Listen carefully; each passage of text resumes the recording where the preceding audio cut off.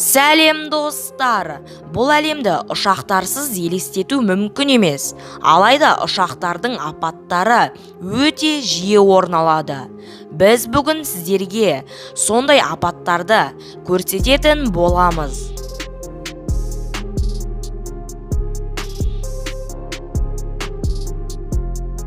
Достар, видеомызды бастамай тұрып, дәл қазір арнамызға жазылып қоюды ұмытпаңыз.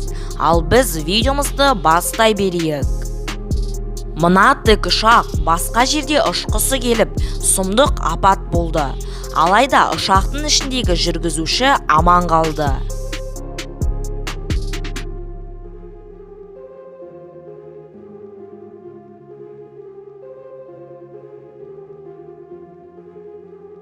Ал мына кемедегі ұшу алаңындағы тікұшақ әуеге көтерілмек болды. Бірақ бірдеңе дұрыс болмағандықтан тікұшақ құлап түсті. Сәл болмағанда тікұшақ суға аударылып кететін еді.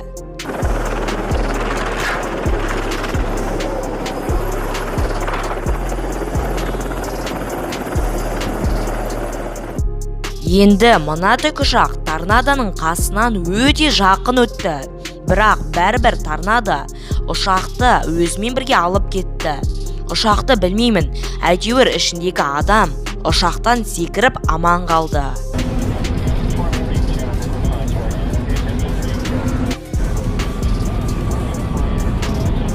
Ал мына видеода ұшқыш тура адамдардың қасына келіп, әдейі газды басқандай болды.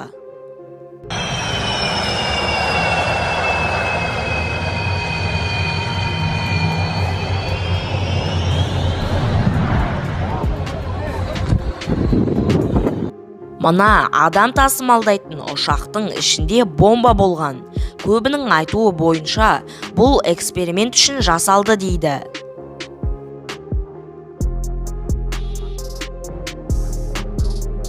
Ал енді мына жағдай Түркияда орын алды.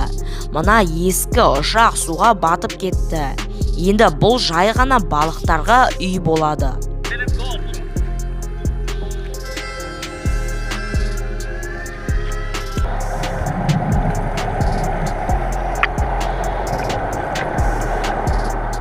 Осындай дауыл кезінде мына ұшақ дауылға қарамай ұшып кетті.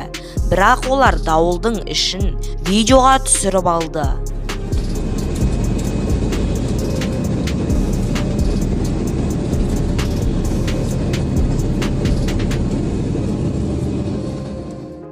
Достар, осымен біздің видеомыз аяқталды. Егер де сіздерге осы видео ұнаса, дәл қазір лайк басып, арнамызға тіркеліп, қоңыраушаны басып қоюды ұмытпаңыз. Сол кезде біздің осындай қызықты видеоларымызды ешқашан жіберіп алмайсыз. Ендеше сіздермен бірге болған мен Райымқұл Абдулнұрхамит. Қызықты мәліметтер арнасы, сау болыңыздар.